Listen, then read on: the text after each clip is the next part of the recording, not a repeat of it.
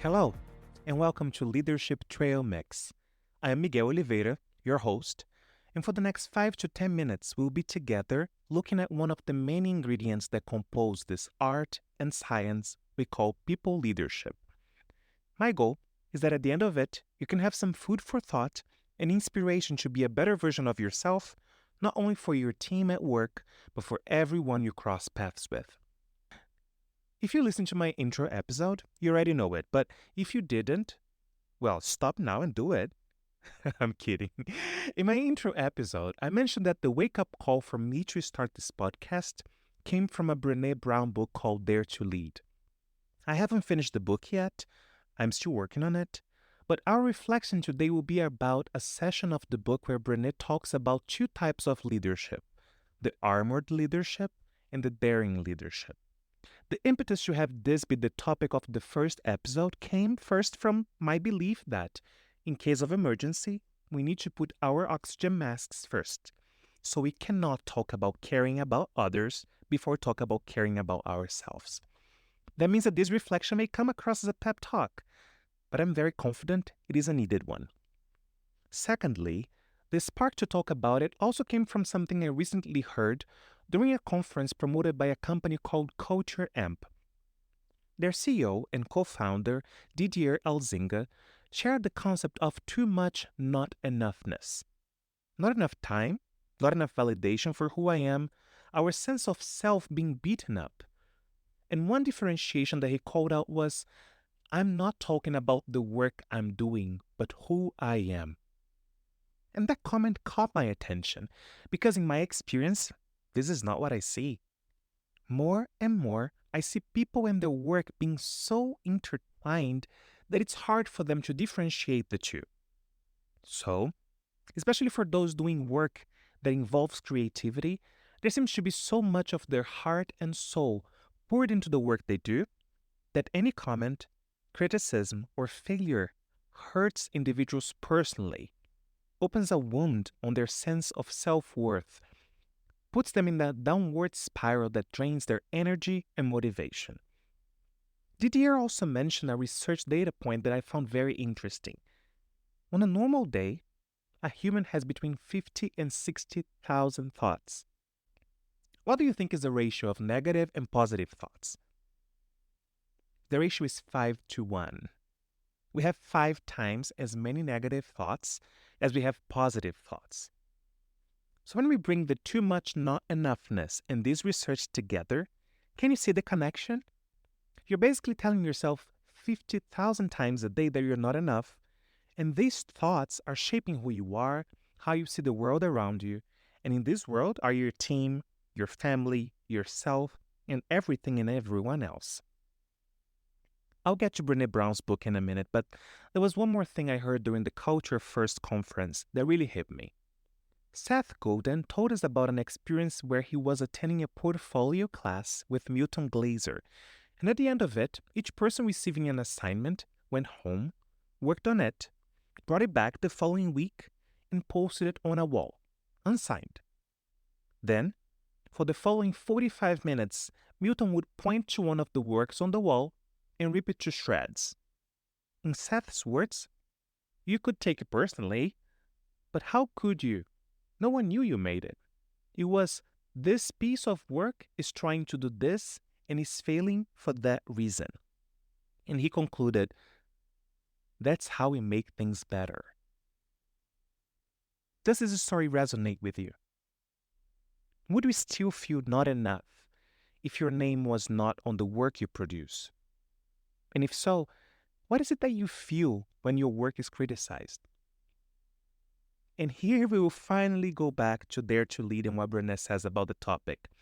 I'll share a behavior and a feeling that are on the book and I think are so universal that in my opinion, there is a high probability that you will recognize yourself in them. I sure did recognize myself in them.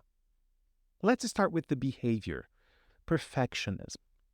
Brene is categorical to say that perfectionism is not the same as striving for excellence. It's not about healthy achievement, self-improvement, or growth. It's not the key to success. Perfectionism is, at its core, about trying to earn approval. It's other-focused. It is, and here I quote the book, a self-destructive and addictive belief system that fuels this primary thought. If I look perfect and do everything perfectly, I can avoid or minimize painful feelings. And while the book talks about a number of feelings, I'll focus on one: shame, the feeling of not enoughness. Perfectionism and shame are two things that I know well.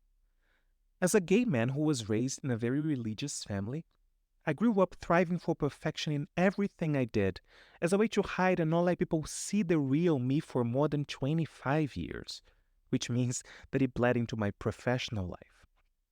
It caused me so much pain, so much suffering, so much shame. I can still remember my eyes tearing up and my stomach dropping whenever someone had something not positive to say about me. It took me years of therapy to realize that no one has ever told me that I had to be perfect.